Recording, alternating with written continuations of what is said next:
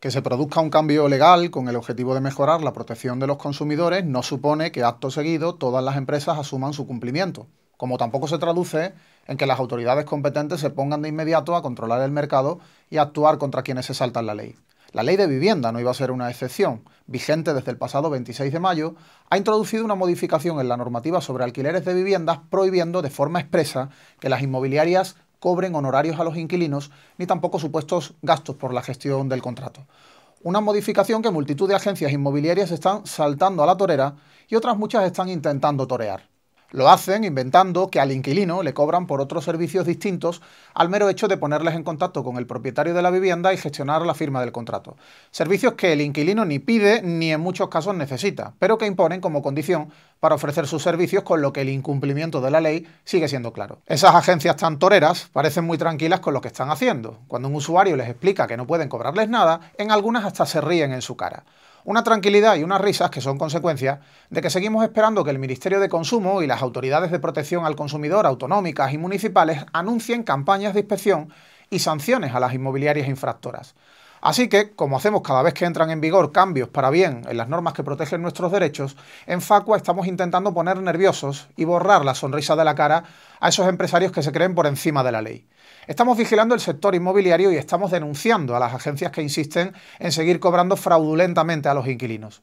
De momento esas denuncias están llegando a las administraciones de consumo, administraciones que deberían además advertir al sector de que por muchas argucias que inventen, imponer a los inquilinos el pago de cualquier concepto que no sean las mensualidades que va a recibir el propietario de la vivienda representan una ilegalidad sancionable. Esperemos que hagan su trabajo y no provoquen, con su habitual inacción, que para resolver este problema tengamos que acudir a los tribunales. Soy Rubén Sánchez y en ocasiones veo fraudes.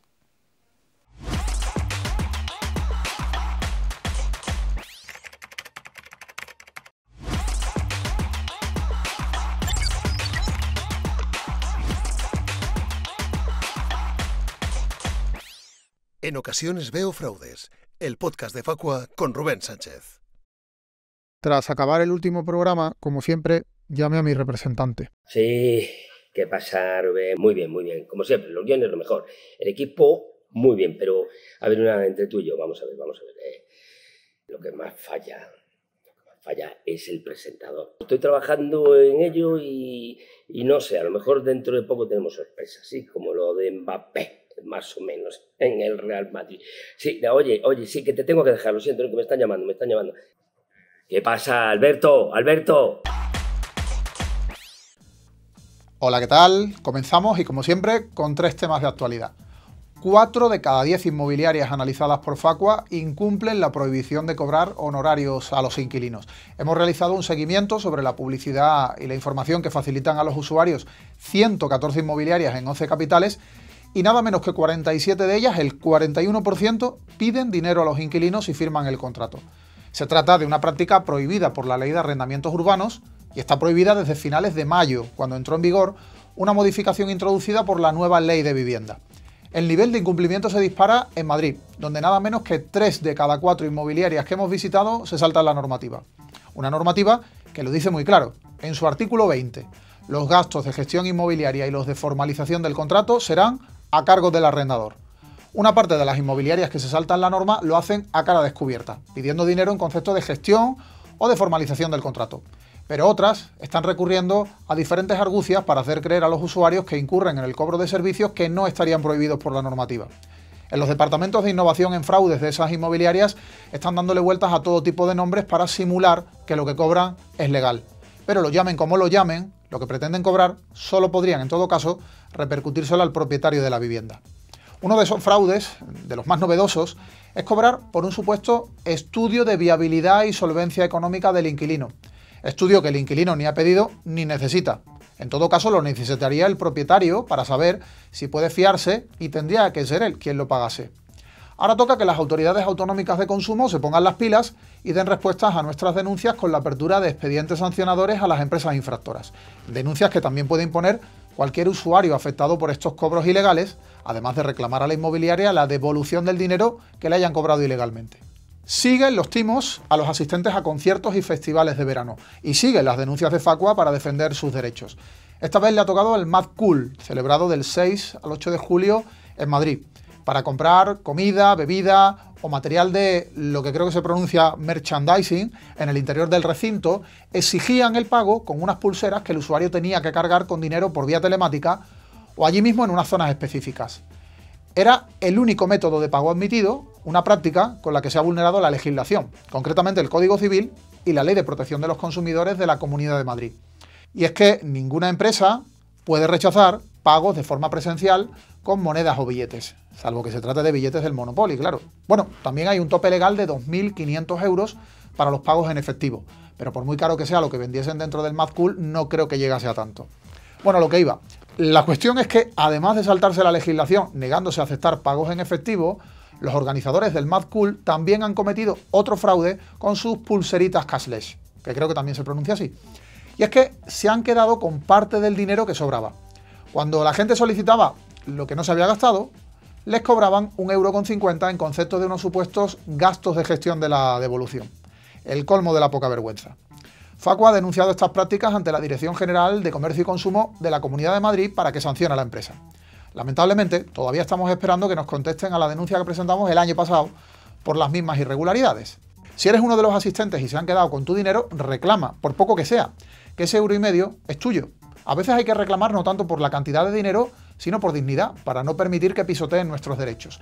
Y si no te contestan a la reclamación, podrías incluso darle trabajo y quebraderos de cabeza exigiendo el dinero en los tribunales.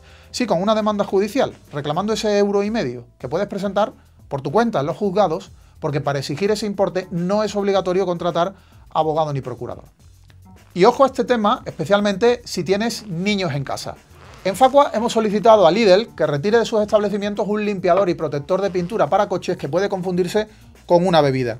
El producto se llama Robirob y su envase es esta botella transparente en la que puede verse un líquido color naranja que, para colmo, tiene olor a albaricoque. Un usuario de Twitter nos alertó del tema e inmediatamente nos dirigimos a Lidl y denunciamos al fabricante, la empresa alemana Walter Schmitz, por saltarse la legislación sobre detergentes y limpiadores. En España, los productos de limpieza están regulados por un Real Decreto de 1999 que prohíbe productos que tengan una forma, un olor, un color, un aspecto, una presentación, un etiquetado, un volumen o un tamaño tales que sea previsible que los consumidores, en particular los niños, los confundan con productos alimenticios. Además, un reglamento europeo de 2008 establece que estos productos no deben tener una forma ni un diseño que atraiga o suscite la curiosidad de los niños, como tampoco una presentación o un diseño similares a los utilizados para alimentos. Así que hemos denunciado al fabricante ante la Dirección General de Consumo y ante la Agencia Española de Seguridad Alimentaria del Ministerio de Consumo y hemos pedido que el producto se incluya tanto en la red de alerta estatal como en la europea. Y a continuación, David Ávila te va a contar cosas que no te van a gustar nada sobre algo que venden en supermercados. Terror en el supermercado. El análisis de los precios de David Ávila. Muy buenas. Como venimos haciendo cada mes desde que entró en vigor la rebaja del IVA a productos básicos, en julio hemos vuelto a analizar casi 1 millar de precios en 8 grandes cadenas de supermercados. Y vaya por Dios, qué sorpresa. Ha vuelto a incrementarse el número de precios que se han encarecido con respecto a los que ya detectamos el pasado mes de junio. Este mes son ya casi la mitad de los precios analizados los que valen más que a principios de año. Para ser más exactos, el 47% de ellos. En total son 463 precios más caros que en enero sobre una muestra de 985, una quincena más de los que había ya el pasado mes de junio. Se ve que al gobierno le debe parecer muy efectiva esta medida de la rebaja del IVA a ciertos productos, ya que ha decidido prorrogarla otros 6 meses más, hasta finales de año. Según el propio Ejecutivo, esta extensión de la norma le supone un coste fiscal de unos 1.300 millones de euros. Lo cierto es que a los consumidores, los que teóricamente debemos beneficiarnos de esta rebaja fiscal, pues tenemos la sensación de que no es una medida del todo suficiente, efectiva. Primero, por algo obvio, la bajada del IVA en los productos donde se ha cumplido no ha devuelto sus precios precisamente a los niveles de hace un año y medio. Pero es que además, en nuestras visitas cotidianas a los supermercados, seguimos viendo cómo continúan aumentando los precios de muchos productos afectados por esta rebaja del IVA sin ningún tipo de rubor, y cómo cada vez nos cuesta un poquito más llenar el carro de la compra. ¿Y qué decir de la Comisión Nacional de los Mercados y la Competencia? un organismo al que ya hemos presentado hasta 8 denuncias por el encarecimiento de unos productos cuyos precios deberían de estar congelados, salvo que se produzca un incremento en los costes. 7 meses después siguen sin darnos ningún tipo de respuesta. Pero volvamos a nuestro análisis de precios. Aldi sigue siendo el supermercado con un mayor porcentaje de precios que han subido respecto a los que tenían el pasado 30 de diciembre, ya aplicada esa rebaja del IVA. En concreto lo han hecho el 60% de los precios recogidos en nuestro estudio. Le sigue en segundo lugar Carrefour, con subida en el 53% de los productos. Y el deshonroso tercer puesto lo comparten Hipercor y Eroski, con un encarecimiento en el 47% de los precios analizados. Sinceramente, nos cuesta entender que las grandes cadenas de distribución hayan subido ya los precios de prácticamente la mitad de los productos afectados por esta rebaja del IVA, y que nadie haga nada para controlar si estas subidas están justificadas o si se debe a un aumento en los márgenes de beneficio de establecimientos, fabricantes o cualquier otro miembro de la cadena alimentaria. Como venimos denunciando desde hace meses, hay productos que suben en unos comercios mientras que bajan en otros o se mantienen estables.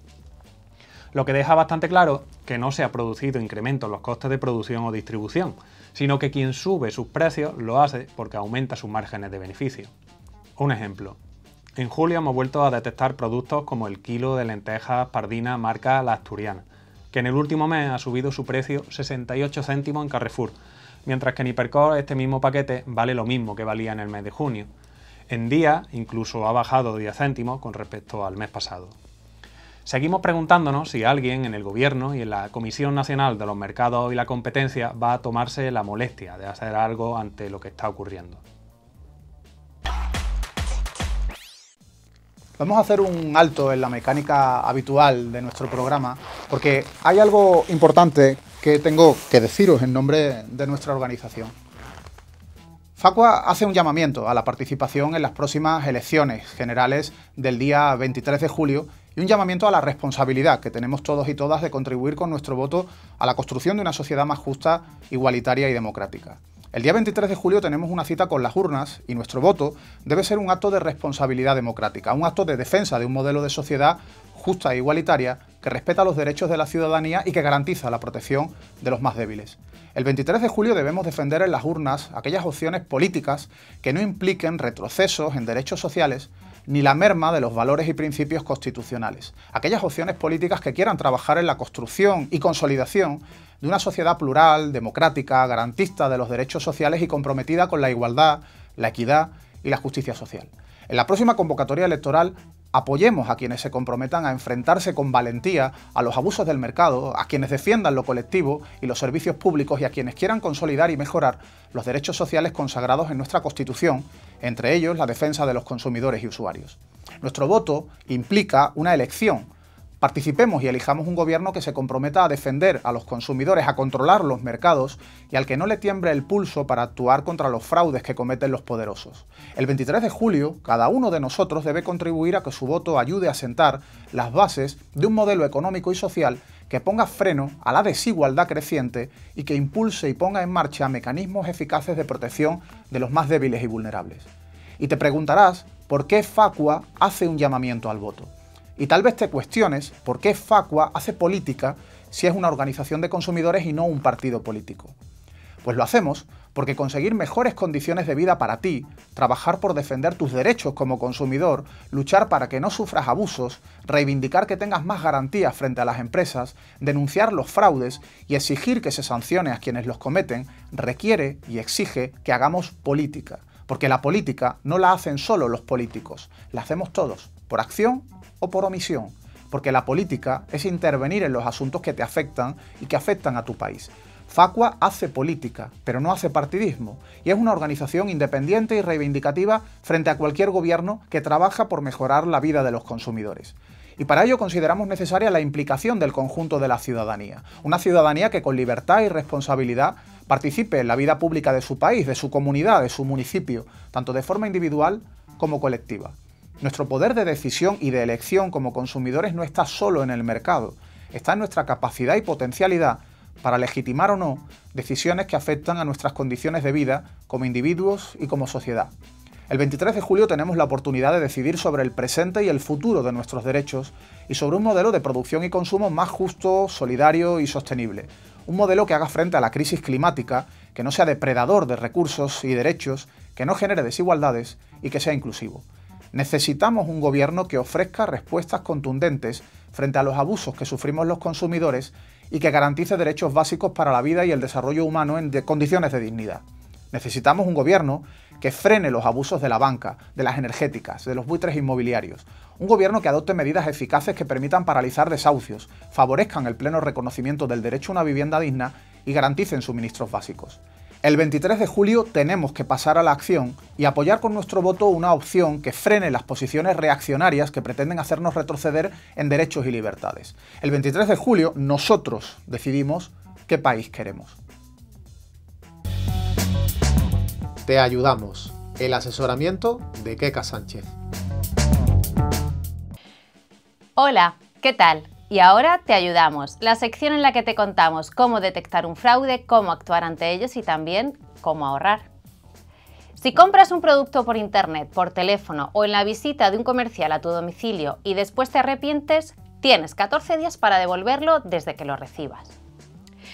Es lo que se denomina derecho de desistimiento. Además, si la empresa no te informa claramente de ese derecho, el plazo se amplía. Te doy todos los detalles. Cuando realizas la compra, deben facilitarte un documento con las condiciones contractuales. En él tiene que aparecer el derecho de desistimiento y la forma de devolver el producto. Pero además tienen que enviarte un documento específico dedicado a explicarte ese derecho a la devolución en 14 días y cómo hacerlo. Si no te facilitan ese documento ni al realizar la compra ni al recibir el producto, el plazo para devolverlo se amplía. Y vaya si se amplía. En ese caso, mientras no te envíen la información sobre el derecho a la devolución, tienes hasta 12 meses para ejercerlo. Si durante el proceso de compra no te informan de que tendrás que asumir tú con el coste que representa la devolución, esta correrá por cuenta del vendedor. Y si al comprarlo contrataste el pago del producto a plazos mediante un contrato de financiación, no tendrás que pagar ningún tipo de penalización a la financiera. La empresa tiene que devolverte tu dinero antes de que transcurran 14 días desde que le informes que vas a ejercer tu derecho de desistimiento. La devolución debe ser íntegra. No puede quedarse con ninguna cantidad. Ojo, con ninguna cantidad. No puede indicarte que se quedará con el coste que le representó enviarte el producto. Solo hay una excepción, que te ofrece varias modalidades de entrega en tu domicilio, que optaste por una distinta a la más barata. En este caso, podría quedarse con la diferencia entre el coste del envío que elegiste y la que le hubiera resultado menos costosa a la empresa. Y atención a esto, si se produce un retraso injustificado en la devolución del dinero, tendrás derecho a reclamar que te reembolse el doble del importe que pagaste. Así que si transcurre ese plazo y no te ha devuelto, te comunica que se niega a aceptar la devolución o te exige que corras tú con los gastos de envío, pese a que no te informó de ello durante la compra, llega el momento de reclamar. Y si hacen oídos sordos a tu reclamación, no lo dudes, únete a Facua, porque unidos los consumidores somos más fuertes. Y a continuación, Rubén Sánchez para contarte algo que te puede pasar a ti. Te puede pasar a ti.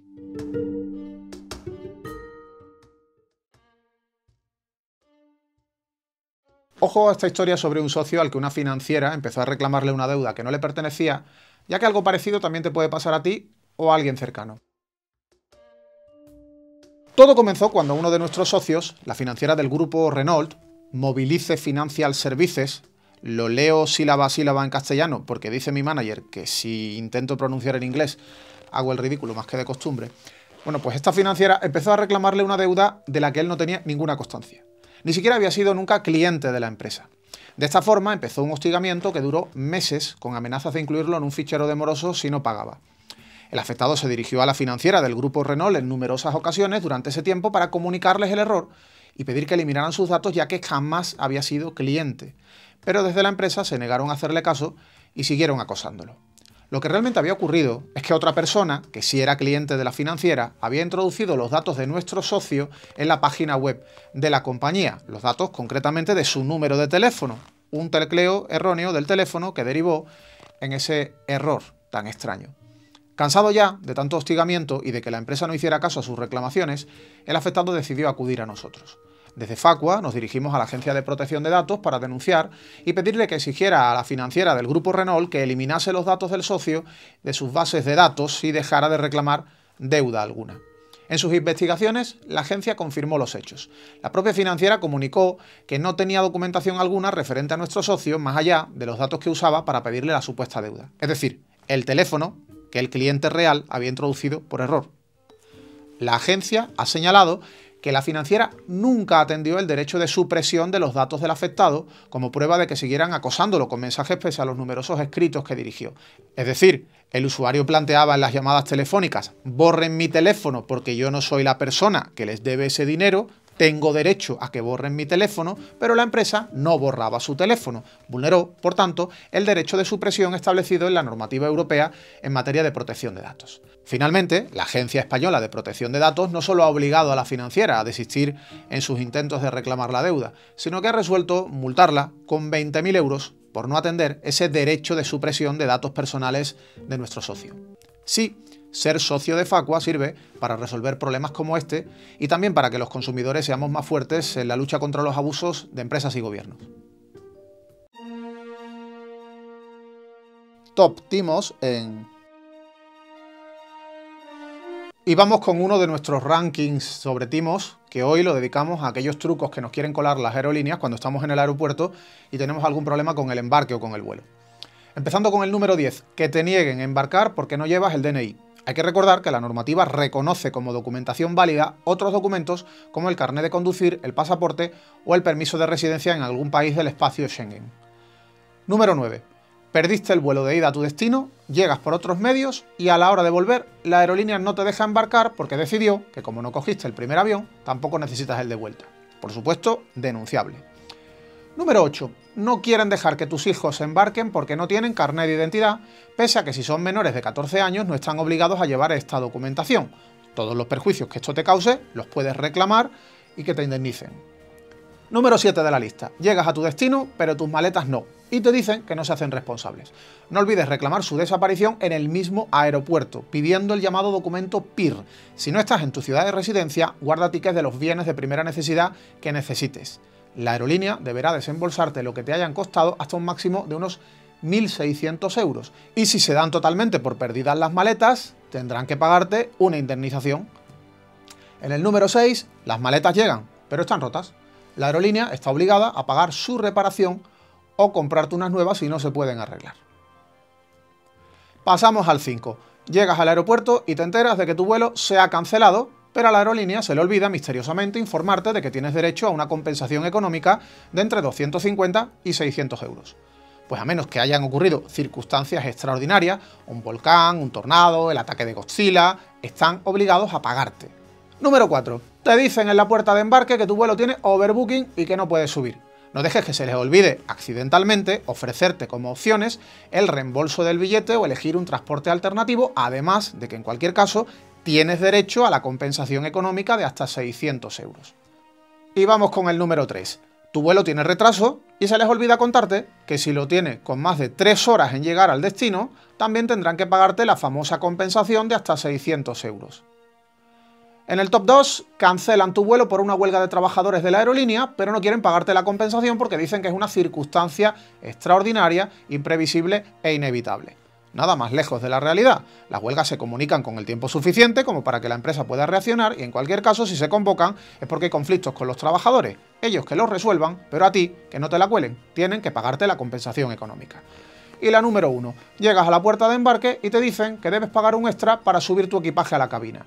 Todo pese a que la ley obliga a las aerolíneas a transportar a los pasajeros junto con su equipaje, salvo por motivos de seguridad. Si el equipaje de mano cabe en cabina, tienes que viajar con él y no te pueden cobrar ningún tipo de extra. Pues se acaba por hoy. Terminamos nuestro programa número 18. Muchas gracias por acompañarnos y muchas gracias también si lo difundes por WhatsApp, Telegram o a través de tus redes sociales. Te espero en el próximo episodio de En ocasiones veo fraudes. Ya sabes, aquí te contaremos cosas que otros no pueden, no se atreven o no quieren que sepas. Bueno, acabamos. Y ahora voy a llamar al Sergio Pazo, que me la quiere jugar el cabrón. Que me va a buscar un sustituto, dice. Pero además que lo dice en serio. Yo pensaba que el tío estaba de broma. Yo flipo.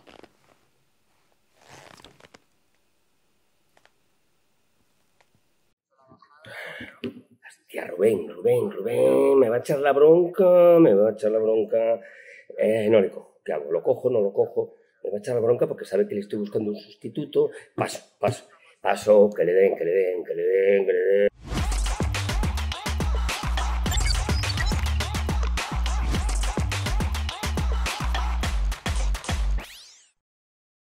En ocasiones veo fraudes, el podcast de Facua con Rubén Sánchez.